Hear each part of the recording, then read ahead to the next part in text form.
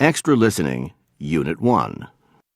Good evening, listeners. This is Mark Johnson reporting from a base camp on the slopes of Mount Everest, the world's tallest mountain at 8,850 meters, which is around 29,000 feet. There's no chairlift to the top, so if you want to reach the peak, both your body and your bank account had better be in very good shape. I've learned that a guided trek for 4 to 7 people can cost up to $80,000 per person. Why is it so expensive?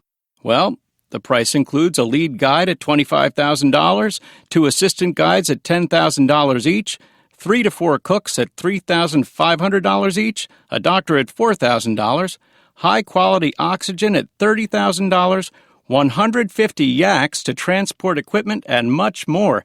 Not to mention very pricey climbing permits and fees from the government of Nepal and a garbage and human waste disposal fee of $4,000 paid to the Sagarmatha National Park. Today, I'm talking to a young mountaineer, Sunny Lee, a 30-year-old Korean-American climber. Sunny, I understand that this is the 5th of the 14 tallest summits that you are attempting to climb. Why have you chosen Everest, and how have you raised the money to pay for the expedition? Well, first, of course, I couldn't have gotten here without a lot of help. As you said, climbing is a very expensive sport.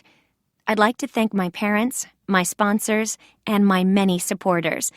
I've also been very lucky in raising funds. A TV production company is filming this climb, which covers most of the cost. Why am I here?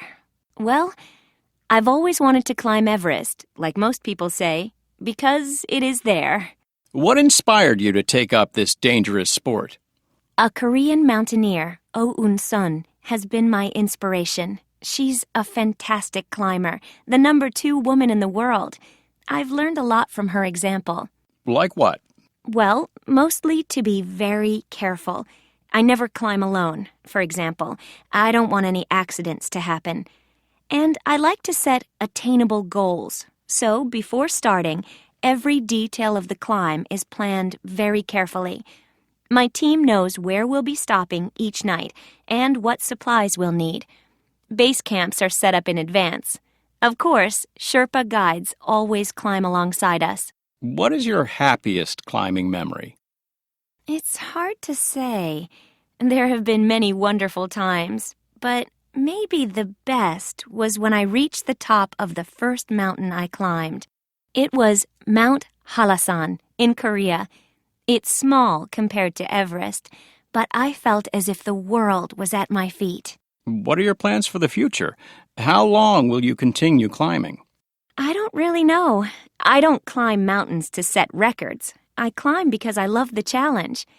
I'd like to keep climbing for a few more years, but I'd also like to spend more time with my family.